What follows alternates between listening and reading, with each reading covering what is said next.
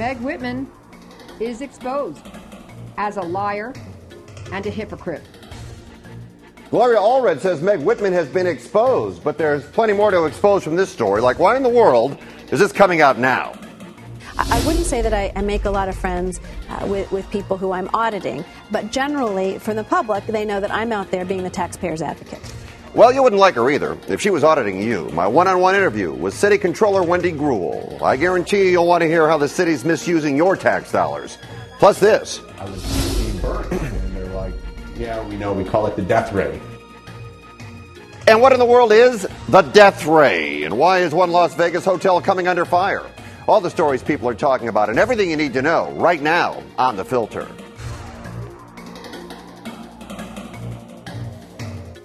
Hello again off the top. The Filter forefront our top stories of the day, including, is LeBron James playing the race card? But we'll begin with this. There's no denying Meg Whitman hired an illegal immigrant. The question is, when did she know? Now, Whitman will tell you that her housekeeper, Nikki Diaz, falsified her information to an employment agency. That became known 9 years later. At that time, Whitman said she'd let her go. Gloria Allred is representing the woman and produced a 2003 letter from Social Security to Whitman's husband saying the number didn't match Diaz's name. Meg Whitman is exposed as a liar and a hypocrite. If that's a smoking gun, how much firepower does it have? Whitman, flanked by her husband, explained she never saw the letter, although her husband's handwriting was on it. It said, "Nikki, please check this. Thanks." Whitman was asked if she'd take a lie detector test to prove she had no knowledge prior that Diaz was illegal. Absolutely. I would. Whitman suggested that her housekeeper may have intercepted the letter and thrown it away. Another mystery here. What is Gloria Allred doing, and why is she doing it now? The people who are rich and powerful like Meg Whitman, they do have a voice, and they have money, and they can get their opinions out there and their views. People in a position of Nikki often don't, and they deserve respect and dignity too, and they deserve to have a voice, and they deserve to be empowered. Have you or anyone in your firm? That's why we're doing this. Joining us tonight to talk about it, veteran investigative reporter Charles Feldman. Our pictures are furnished by Skype. Charles, first, do you believe Meg Whitman? What is Gloria Allred doing? I know in the past 3 hours you've talked to both of them. Go ahead. Yes, we talked to both of them on KNX Live. Well, do I believe Meg Whitman? It really isn't up to me to decide if I believe her or not. It really is ultimately up to voters in California to decide come election day whether they believe her or not. Yeah, but you talked to her. What sense did you get? Well, you know, her story to some degree makes some sense, and to some extent you have to kind of wonder. As I said to her, there's some credibility issues. You know, as you pointed out, she claims that her husband may have gotten this letter from Social Security, that maybe it was his signature on it, but she insists that he never mentioned it to her. Of course, there's also the accusation that there were subsequent letters over a number of years, not just the original one in 2003. See, so now let me jump in. Here's the thing I buy, and maybe I'm naive, all right? I can absolutely believe she didn't know about the letter. I can believe that her husband might have picked it up, looked at it, and said, "Nikki, take care of this." I can buy that. I don't think that's out of the realm of possibility. Okay, but and look, and I agree with you.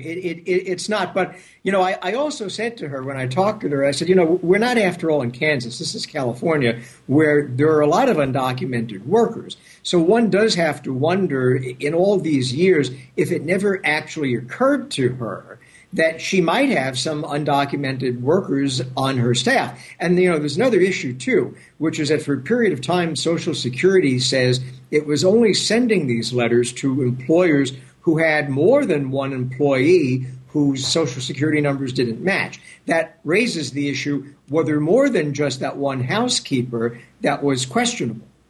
All right, now let me ask you about Gloria Allred. You talked to her as well. Yep. How did she rear her head in this thing at this time? Well, you know, look, she insists that she's got nothing to do with the Jerry Brown campaign, that she is not in collusion with the Brown campaign. It's awfully convenient, don't you think? Well, the timing is always suspect, although it's not unusual for elections to have a sort of last-minute surprise, so it doesn't necessarily surprise me that there is one. The timing, and this is a little odd, but she says, look, that's because the housekeeper just now came to me. But I did ask her, do you have more evidence? Because she claimed that she did, and she really was coy on that. My suspicion is she doesn't have anything left. I think she shot her wad. Yeah, right. Today that was the smoking gun. Okay, let's move on. Orange County Congresswoman Loretta Sanchez is one of the co-sponsors of the DREAM Act, which would allow students who are in this country illegally the chance to apply for permanent residency. That being said, what if we simply said, let everybody apply for permanent residency? We'll let everybody in. Democratic Senator Robert Menendez of New Jersey plans to file a comprehensive immigration reform bill, which would put millions in the country illegally on a pathway to U.S. citizenship. There's no question, immigration reform is a must. But the timing of this is interesting with elections just around the corner. Critics say that rewards criminal behavior and is employed by Menendez to garner the Latino vote. Should everyone here illegally be allowed to stay, or is Menendez looking for votes, Charles? Well, look, I don't think anyone who is here or everyone who is here illegally ought to be allowed to stay, because if you do that, then you may as well put up a sign, although there probably is one already, that says, everybody who wants, come on in. If you allow everybody who's here to just get a free ride, then I think that it is just akin to opening up the borders even wider and saying just come on in, and we may as well not have an immigration law. I think that if you're going to have people who are converted from being illegal status to legal, I think you have to be very specific about who is entitled to that. I think that there needs to be some criteria that has to be fulfilled in order for them to do that. So I think the answer, in my view, is no. You can't let everybody who's here illegally become legal. And if it's election time, what better time, when you know you're not even going to vote on it, to toss it out there and try to gain that vote?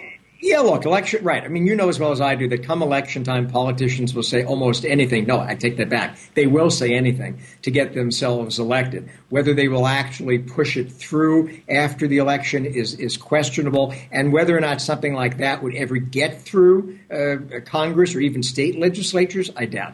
Joining us now is the editor of Turner's 2 Cents, Cameron Turner. Cameron, what do you think?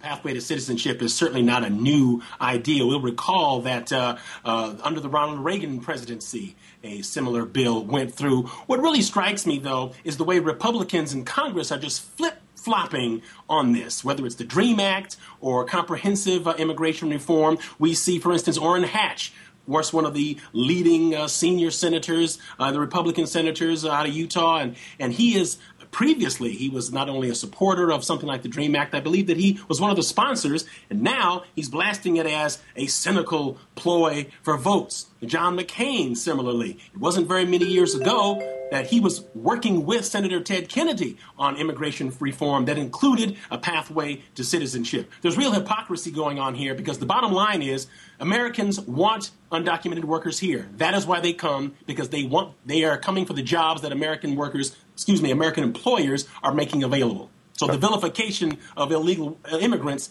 is completely out of line. The issue is the fact that the United States, a lot of people in this country want that cheap labor force, and that is why people come here at great risk to their personal lives and to the depletion of their savings. That is why we have undocumented workers. It has nothing to do with invasion. Okay, we'll continue that topic at another time. Let's move on. Last night, CNN did a story on LeBron James. Now, LeBron did himself few favors in the way he left Cleveland. No one can disagree. His 1 hour special left a bad taste. The once untouchable James has been under scrutiny. He has faced stiff criticism. After last night's report on CNN, some are suggesting that LeBron and his manager are blaming race for all the criticism. We'll play you the part of the interview where this comes up. It's not very long. Do you think there's a role that race plays in this? I think so at times. It's always, a race factor. It definitely played a role in some of the stuff coming out of the media and things that were written, for sure. Now, at first I thought this was being blown out of proportion, but today LeBron said people are looking too far into it and that sometimes race does play a part in it. Is LeBron James playing the race card to cover up some poor decisions he's made, Cameron? Yes, he is. LeBron James made the whole city angry because of the way he left. And he was criticized not only by the establishment with that team, but athletes across the board spoke out against the manner in which he handled that. So the criticism leveled against him had to do with how he acted. And there are legitimate times when we have to speak about race. I don't think this is one of them. King James brought this upon himself, and now he's trying to find a way to play it off. The brother needs to go ahead and take his millions and play in Miami and stop complaining. Well, and I would think the best thing he could do would be quiet because, it doesn't matter what color or race you are. If you make a bad decision, people are going to criticize you. What do you think, Charles? Yeah, look, I absolutely agree. I'm really sorry that he even brought up the race issue. Yes, sometimes it is a factor. I think it is definitely not in this case. I think this is all about making a decision, probably an unwise one in some ways, although for him, I guess not a personally unwise one, to move to Miami. And I think right now he's trying to do as best as he can to do some damage control. But in doing that, I think he's creating, by raising the race issue, which I think is non-existent in this case, I think he's actually doing more damage to himself than before. See, here's what's interesting. We looked at this CNN clip up in the office today, and I said, wait a minute, this thing is way out of proportion. Way out of proportion. Then we find out that he made follow-up comments basically saying, but that's how I feel. If he had simply said, it's not about race, or if he'd have said, I have nothing else to say, it would have gone away. Cameron, why did he have to continue? Well, I won't try to speculate about why, but race is a very real, powerful, divisive, and sensitive issue in our country, and we must all be very, very tactful and careful in how we speak about it. Because when false statements about racism are thrown out, it undermines the very legitimate cause against the real racism that does exist. So I think that LeBron James was incorrect, and I think that he really should just stop talking about this. If there's some evidence, if he can point to something that somebody said, they said a lot of things in the media, well, show me a newspaper article or a television report that really zeroed in and made a racial reference, as opposed to just saying, well, people were mad at me. Well, they were going to be mad at him. If he had been a white player, I think that he would have engendered and brought upon himself the same level of anger and disappointment. All right. Cameron, Charles, good job tonight. Really appreciate it. Charles, great job on the Whitman and Gloria Allred. Cameron, very solid on LeBron James. Good job, guys.